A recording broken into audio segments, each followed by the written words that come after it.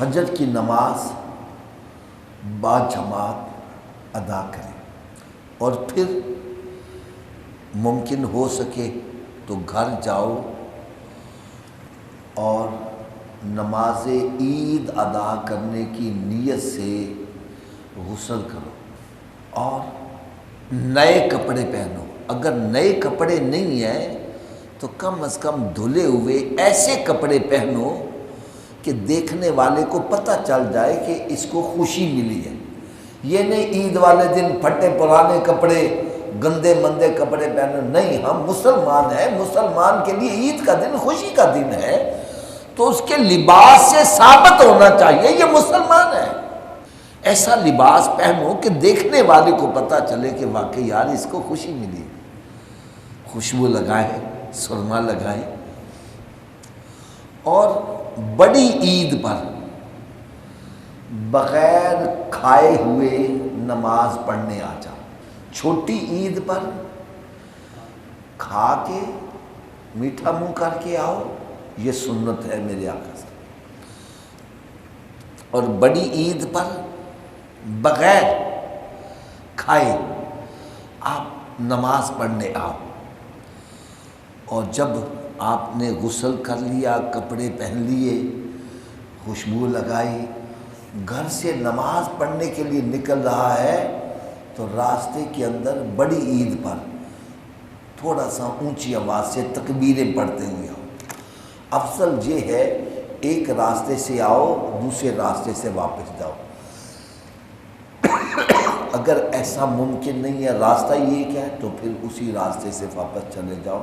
تو جب گھر سے آؤ واپس جاؤ، یہ تکبیرات تشریق یہ بلند آواز سے پڑھو، اللہ اکبر اللہ اکبر لا الہ الا اللہ واللہ اکبر اللہ اکبر وللہ الحمد۔ اور پھر جب عید کی نماز پڑھنے آؤ تو جہاں جگہ ملے وہیں بیٹھو۔ یہ نہیں کہ چودھری صاحب آئے تو لیٹ ہیں، اب کندھے پھلانگ پھلانگ کے تو پہلی صف کا ثواب حاصل کرنا چاہتے ہیں، ایسے ثواب نہیں ملے گا۔ پہلی صف کا ثواب حاصل کرنا ہے تو پہلے آؤ، یہ نہیں لوگوں کے کندھے پھلانگ کر آؤ۔ فرمایا جو لوگوں کے کندھے پھلانگ کر آگے آتا ہے، ایسا ہے جیسے وہ دوزخ کے گڑھے کو پھلانگ کے آتا ہے۔ اور پھر نماز پڑھو، اور اگر سچی بات پوچھو تو عید کا مزہ جب ہے جو روٹھے ہوئے ہیں ان سے جا کر صلح کرو۔ آج سکی بہن سے بھائی نہیں بول رہا، سکا بھائی بھائی سے نہیں بول رہا، خاندان کے اندر گروپ بنے ہوئے، تم ادھر گئے ہم سے گئے، یار یہ کیا خوشی ہے۔ میرے آقا صلی اللہ علیہ وسلم نے ارشاد فرمایا کہ قطع رحمی کرنے والا جنت میں داخل نہیں ہوگا۔ یار یا تو اس حدیث پاک کو بتلاؤ کہ یہ صحیح نہیں ہے، اور اگر صحیح ہے جنت میں جانا چاہتے ہو تو پھر جو روٹھے ہوئے ان کو مناؤ، ان سے یہ نفرتیں ختم کرو۔ بہن بھائی تو بہن بھائی رہ کے باپ بیٹے کو نہیں بلا رہا، بیٹا باپ کو نہیں بلا رہا، یار عجیب سلسلہ بنا ہوا۔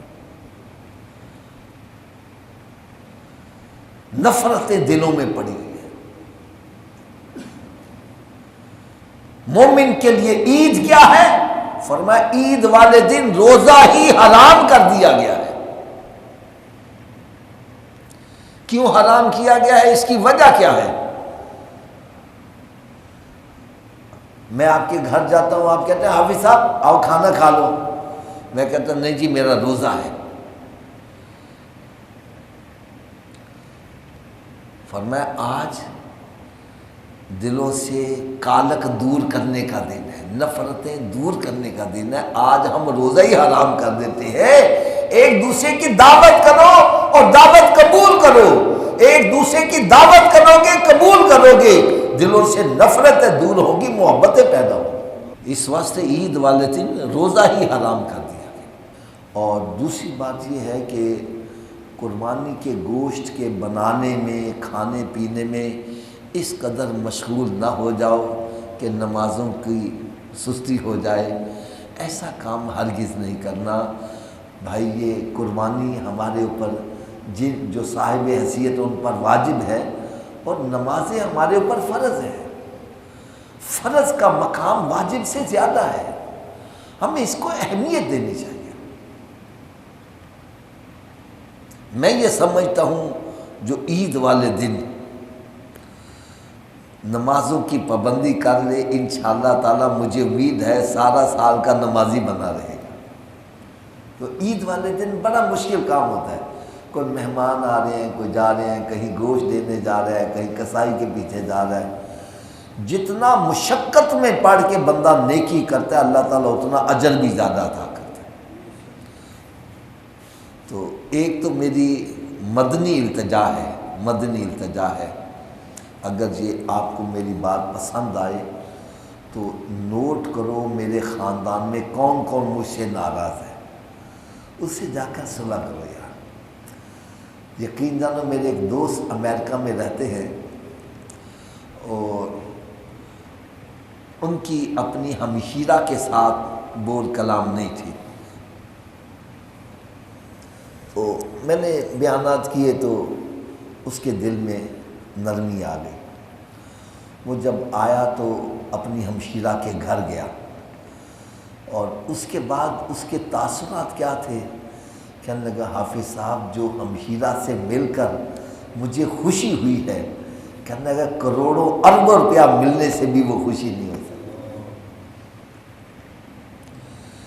یار بھائی بہن ان کے دلوں سے دعائیں نکلے ہیں، آپ چل کے چلے جاؤ یار، کیا ہے۔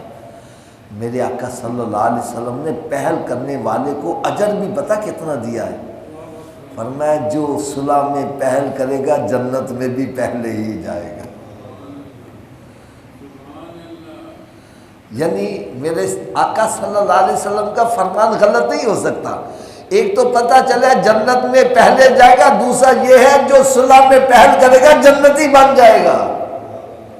آپ الفاظ کی طرح غور کرو یار۔ شیطان کے ہم پیچھے لگے ہوئے، اس نے ذہن میں بٹھایا ہوا ہے تو چل کے گیا تیری عزت سے فرق آ جائے گا، تیری گھٹ جائے گی۔ اور بھائی دنیا میں گھٹ کے آخرت میں جنت مل جائے، اس سے اور بہتر سودا کیا ہے۔ اور جو جتنا جھکتا ہے اللہ تعالیٰ اتنا زیادہ پھل لگاتا ہے۔ حدیث مبارکہ میں آتا ہے کہ جب اللہ تعالیٰ نے صلہ رحمی کو دنیا میں بھیجنا چاہا تو صلہ رحمی رب تعالیٰ کے عرش کے پائے کو پکڑ کر کھڑی ہو گئی، یا اللہ مجھے دنیا میں نہ بھیج، یہ دنیا دار میری قدر نہیں کریں گے۔ تو رب تعالیٰ نے ارشاد فرمایا اے صلہ رحمی کیا تو اس بات پر راضی نہیں کہ جو تیری قدر کرے گا میں بھی اس کی قدر کروں گا، اور جو تیری قدر نہیں کرے گا میں بھی اس کو نظروں سے گرا دوں گا۔ تو صلہ رحمی یہ ہے خونی رشتوں کو آپس میں ملایا جائے، ناراضگیاں ختم کی جائیں، محبتیں پیدا کی جائیں۔ اللہ تبارک و تعالیٰ سے دعا ہے کہ اللہ تبارک و تعالیٰ ہم سب کو عید کی صحیح خوشیاں نصیب فرمائے، اور قربانی کرو، اس کے گوشت کے 3 حصے کرو، ایک حصہ اپنے گھر والوں کے لیے، ایک غربا مساکین کے لیے، اور ایک اپنے عزیز و اقربا کے لیے۔ اگر گھر میں افراد زیادہ ہیں سارا بھی رکھ لے گا، قربانی تو ہو جائے گی، لیکن افضل یہ ہے کہ اس کے 3 حصے کیے جائیں، اور جتنا اللہ تعالیٰ کے راستے میں خرچ کرو گے اللہ تعالیٰ اتنا زیادہ دے گا۔ یہ تحفے تحائف دینے سے بھی محبتیں بڑھتی ہیں۔ میرے آقا صلی اللہ علیہ وسلم نے ارشاد فرمایا تحفہ دو محبت بڑھے گی۔ تو جو محبت کرنے والے ہیں اور جو بندے ناراض ہیں ان کو بھی تحفے بھیجو تاکہ محبتیں پیدا ہوں۔ اللہ تعالیٰ مجھے اور آپ سب کو عمل کی توفیق